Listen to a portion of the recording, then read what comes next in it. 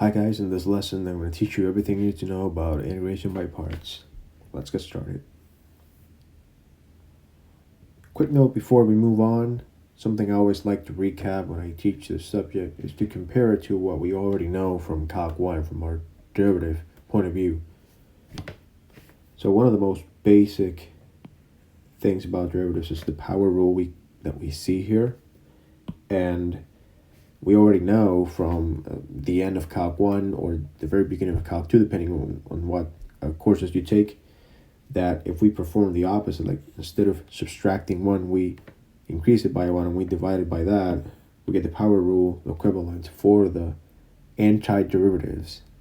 Another thing to know is for all basic functions we need to deal with, there's a list of their respective derivatives. We typically just care about the result and we just use it.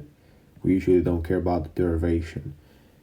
Similarly, there's going to be a list for antiderivatives, which is usually just the derivative list used in reverse order, but sometimes we need antiderivatives for some of those basic functions that we still don't know what the antiderivative of it is, such as the integral of natural log and integral of log and such.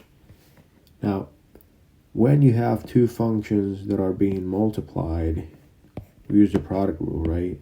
U prime v plus uv prime. And when you have two different functions that are being divided, in other words, you have a rational function, we use the quotient rule. U prime v plus uv prime over v squared. Remember that? So obviously, if we have both forms and we want to integrate something that looks like this, then this would be the result. But in general, when we have something of this form, unfortunately there's no equivalent technique for antiderivatives. However, there's hope because we do most of the time use something called partial fraction expansion, which we're going to look at in a future video. So there's hope there. And finally, for the product rule, there is an equivalent for integration, which is called integration by parts. So this is what we're going to be dealing with in this lesson. And next, I'm going to show you a quick derivation of the formula for integration by parts. If you're interested, look at that. If you're not, look at the timestamps and go with the first example. This is the origin of the integration by parts formula used for all integration by parts exercises. It starts off with the product rule for derivatives, and we wish to integrate both sides of the equation. Well, that's a horrible sign. And we're going to integrate with respect to x. You can really pick up any variable you want. At the end, it's going to cancel out, but we're going to pick x. It's the convention.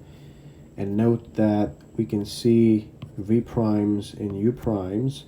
U prime in this case is with respect to x, so that's why you see a du dx here. Same thing with v prime, is going to be dv over dx. And looking at the next row here, basically for here, we have a dv dx, which cancels out with the other dx. Same thing here, du dx cancels out with the other dx. So we're left off with u dv, integral of u dv, and integral of v du. Meanwhile, on the left-hand side, we have all of this, basically uv times d dx. The dx cancels, and the differential and integral are opposite operations. So through the TFC, they cancel out, and you're left off with uv. Okay, and finally we solve this equation for this little fellow here. We leave it on this side and we move the v du to the other side, and this is going to be our final result. Important note, for this video we're going to focus on what we call single integration examples, because there's slightly harder exercises in which you're going to have to integrate more than once, but those are going to be focused for our next video. All right, so we can see here an integral has a function that can be divided in like two sub functions, right? Like an algebraic one and an exponential one. And this is a big indicator that integration by parts would be the best way to go. So I'm going to put my formula here. So it's important. Now I need to pick what my u is going to be and what my dv is going to be. And this is usually the trickiest part about this subject. Now there's two, I think there's two main ways to look at this. One of them is to ask yourself, well, which of the two do I pick as my u such that it is very easy to take a derivative of? Because we need to find a du. And then the other one would be something that's easy to integrate because we need to find v. So these du's and v's, we need them because they're required in the formula, right? Now, for this particular example, both x and e to the x are easy to both differentiate and integrate. So we're going to look at our second, like what I think is the second best way to look at this. And that is by using a very popular acronym out there called ILATE. So ILATE. I stands for inverse trigonometric functions. L stands for logarithmic functions. A stands for algebraic functions. T stands for trig functions. And E stands for exponential functions. And what this means, or the way you use it, is this is an order of priority. It goes from left to right, and whichever one you pick is going to be for your u. Okay, so this is always going to be for you. If we apply this to this example, we can see that x is an algebraic and e to the s is obviously exponential, and algebraic comes before exponential. Therefore, it is recommended according to this trigger method to use u equals x instead of u equals e to the x. So we're going to do just that. Therefore, dv is going to be the remaining. It's going to be e to the x dx. Don't forget the dx because this is a differential. We need a differential on the other side as well because we're going to integrate that because we need v. When we integrate dv, we get e to the x plus c. We don't need to put the plus c. It's not important. So never put that during this method. Just put it all the way to the end when you solve the entire integral, okay? The derivative of x is just 1. So du is going to be dx. And we just rewrite this.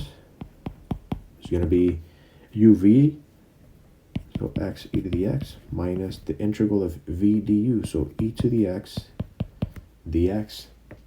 And this is simply x times e to the x minus e to the x plus c. And we're done. Don't forget the plus c.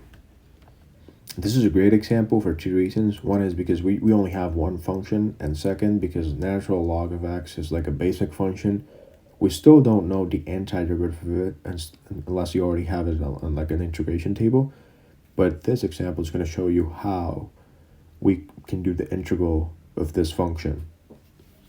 So we're going to use our intuition to sort of like, you can subdivide this into two subfunctions.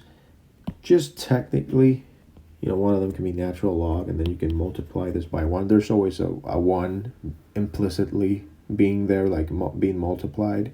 So you can always do that. And I guess this can be how you can look at this in terms of like two functions. What my intention here is to let you know that, hey, ILATE is not going to be particularly useful here because we only have one function technically, right? The problem here is we don't know what the integral of natural log of x is. So if we look at the formula for integration by parts,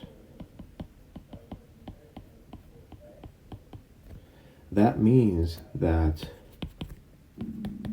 dv shouldn't be natural log of x, right? Because it would defeat the purpose. It would just make things hard again.